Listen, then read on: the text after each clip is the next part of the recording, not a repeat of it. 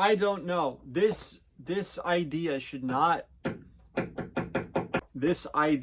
work nearly as well as it does, and it is slightly offensive that it does work this well. So back when I made the Geometry Dash video, I kind of hinted a little sneak peek of my favorite cursed cat image of them all, which I have here on my music binder. And I will never be able to lose it because everyone at this university knows about my deal with cursed cat images. So my personal #1 source of serotonin is airdropping random people cursed cat images at the airport while I'm waiting, just to see who has a good sense of humor and who constantly lives with a chip on their shoulder. And my #2 source of serotonin is playing on this hunk of wooden strings. So I thought we should put the two things together. I find that the most bizarre prompts kind of reap the greatest musical results, which again, I wish that I could prove myself wrong, but I may have inadvertently created an absolute banger. But I thought, why not use this poor miserable creature as the beginning prompt for writing a piece? I like to make a story about him.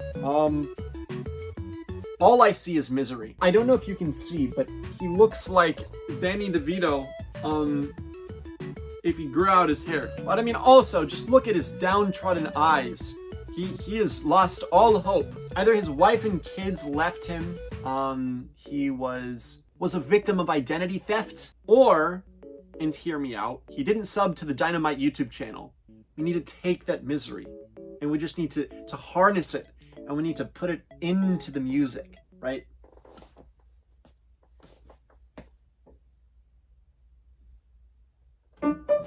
Though I think the story lends itself more to like a tragedy. I'm thinking like Death of Ivan Ilyich, if you're familiar with that. An unnerving sense of calmness. Because with that, then we can start the anthem of the character.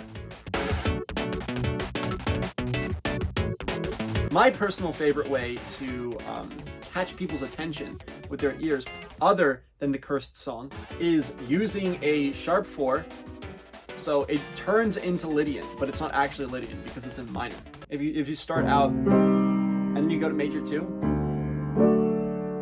that's passive income right there.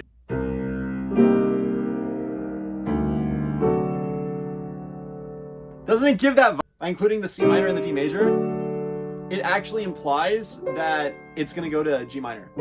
So without even having to play the chord, it actually tells us what key it's in without showing the key that it's in. Whoa. Yeah, but that's boring, and nobody's gonna listen to that.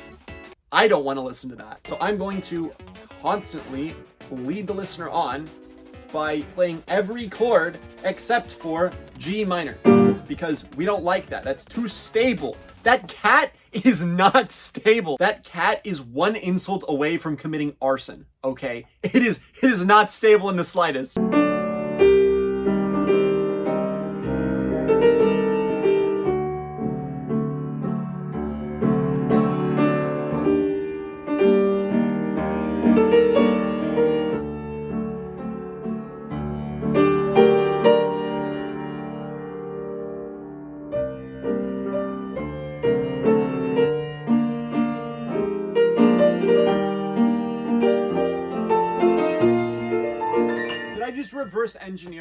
I just reverse engineered Howl's Moving Castle.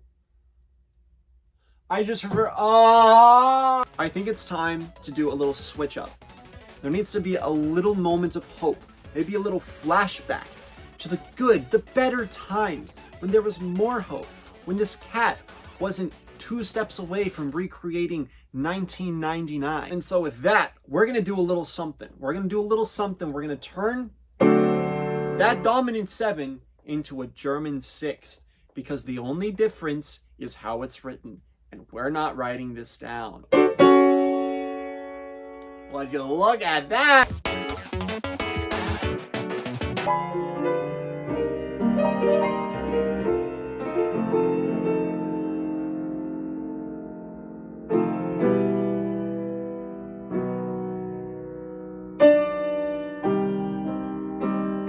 I don't even know how I got back there. So I personally can't play the same thing again.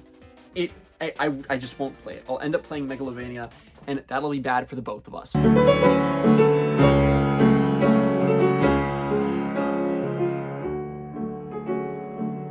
That was really close to being actually good.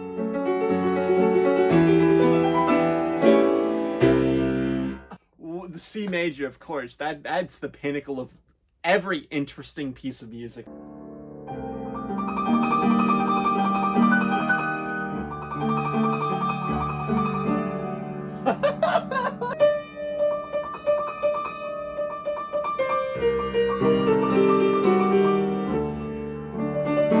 We are thieving every piece of good musical literature for the sake of the cursed Cadman! Well, I think I've done enough talking now.